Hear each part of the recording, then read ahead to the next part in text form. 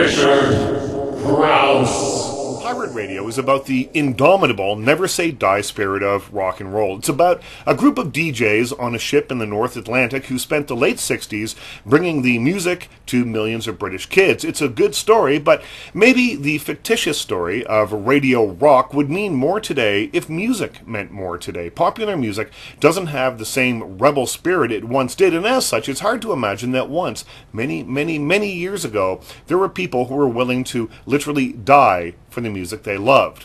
Now the action begins when Tom, played here by Tom Sturridge, a rebellious teenager recently expelled from school, arrives on a pirate radio ship. He's been sent by his mother to stay with Clinton, played by Bill Nighy, his flamboyant godfather, in hopes of straightening out his life. Well, there's a fat chance of that happening. He's surrounded by a group of rogue DJs, played by Philip Seymour Hoffman, Chris O'Dowd, Rhys Darby, Tom Wisdom, Ralph Brown, and the decadent king of the airwaves, played by Rhys Ifans. Now, they are a less than wholesome group who are the collective voices of rebel rock. Now, life on the boat is a non-stop party until the creation of the Marine Offenses Act, which aims to silence the rowdy DJs and their, quote, rock and roll pornography. There's a failed marriage that drives a wedge between the DJs, and a blown engine threatens not only the existence of radio rock, but the lives of the DJs as well.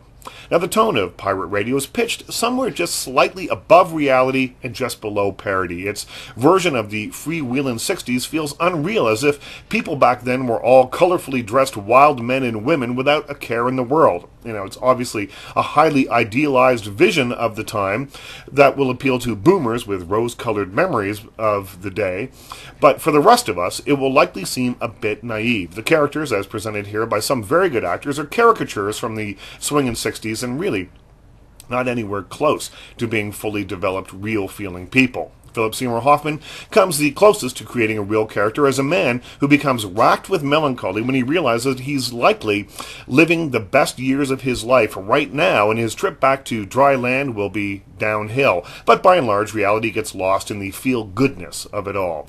It's a story about sex, drugs, and rock and roll with little of the former and lots of the latter. In fact, Pirate Radio may be the first movie in some time that's actually more fun to listen to than actually watch. It has a blazing soundtrack, rich with great Brit rock like the Easy Beats, Friday on My Mind, and Arthur Brown's Fire, but the film itself plays like a series of events rather than a movie. There's just not enough story and a few too many dance numbers here to justify the 2-hour running time. Pirate Radio has its heart in the right place, though, and it is an enjoyable piece of 60s fluff, but I would have been happy to simply have the soundtrack and throw the movie overboard.